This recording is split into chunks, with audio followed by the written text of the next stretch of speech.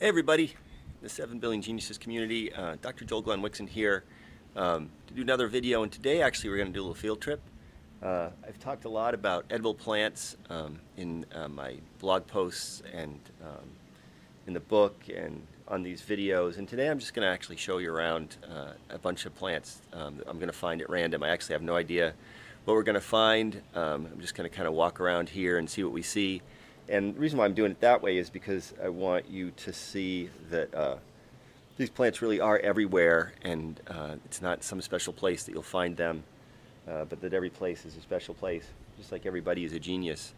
And again, and this is not to say that just by watching this video you should be picking these plants and eating them. Do identify them in person with somebody that you know and trust, and take the time to really learn how to do this. But this is just a way for me to show you how, when you do get to the point where you're actually looking for these plants, or is that something that you want to do, how abundant they are and how easy they are to find. So let's take a look.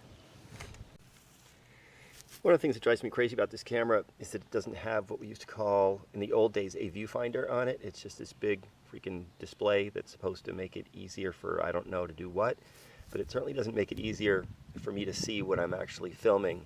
But what I'm trying to show you is this plant right here, also this plant right here, and this plant right here, and this plant right here. This is called settler's foot. It's also called plantain. Has a couple of different names, as most edible plants do. It's an edible, it's wild edible. It's used for a variety of different things that I won't go into here. But just in this particular patch of, where's my head right there, of lawn, there's a bunch of it. That's also another one right over there. I'm actually going to take a little bit more time with this patch because what we have right here is a strawberry plant, and what we have right here is a clover plant. These are also wild, edible, and abundant, as you can see from this patch of grass right here. So, in here, right over here, this is it's not a strawberry. It's a version of strawberry. It's kind of a fake strawberry, but also very abundant. Just as I slowly pan around this area, you see strawberries here, plantains there, strawberry here, strawberry, plantain, passed by the clover. An abundance of edible plants right here in this very small patch of what looks like grass. And then if I move just slightly over here, right here in the shade a little bit, is some dandelion greens. Another edible plant that's very abundant. More dandelion greens right there. And there's dandelion greens right here. And so as you start to see in this teeny little patch of what looks like lawn, there's a number of edible plants that are available and free and abundant and around us all the time. Just move over to another small patch here in the shade. What we have right here is more clover. More clover. There's a plantain plant right there. There's this is clover right here. And look over here. Next to the tripod, here's another plantain plant. Here's another plantain plant.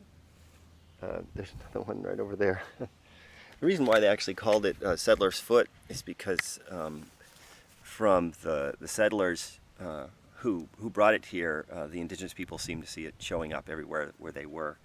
And it's probably true, they probably planted it and they use it a lot. As I said, there's a variety of different medicinal uses you can use for plantain, but it's also a very valuable and nutritious plant.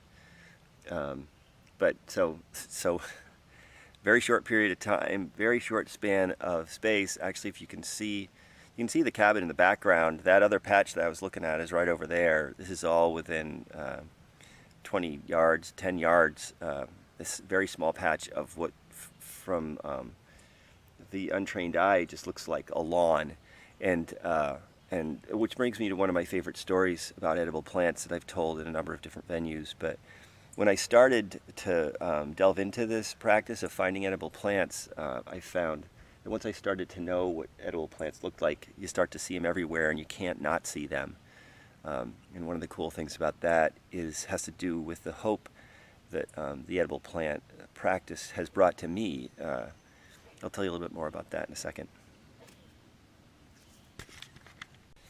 What the edible plant practice has brought to me in the context of being able to see all these plants all around me all the time is that it makes it very difficult to think that I would ever starve. There's generally plenty of food around all the time for free once you know what it looks like. And so the idea that if I can't get food in the grocery store, I'm going to end up without food fades away very quickly. Because it's not just the plants, there's roots, there's nuts, there's all kinds of things that you can eat all around you, regardless of where you are most of the time. Most of these plants will be abundant. Well, the dandelion and really kind of the plantain and also the violet greens, they're pretty much around all the time. You can find these things available under the snow, even in the middle of the winter. But really available kind of the way that you would recognize them pretty much to December and then from March. And so up to December and then to March, which is a pretty wide span of time, even up here in the woods of Maine.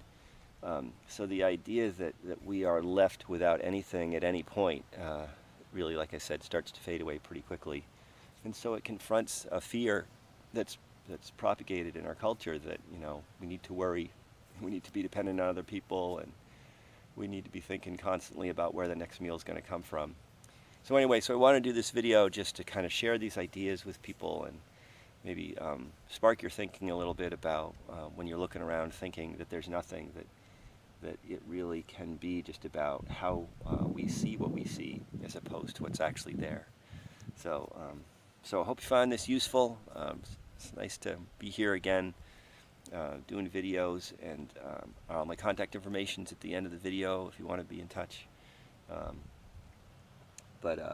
Anyway, thanks for watching, thanks for taking the time, and I'll talk to you soon. I'll talk to you soon. Please stay in touch.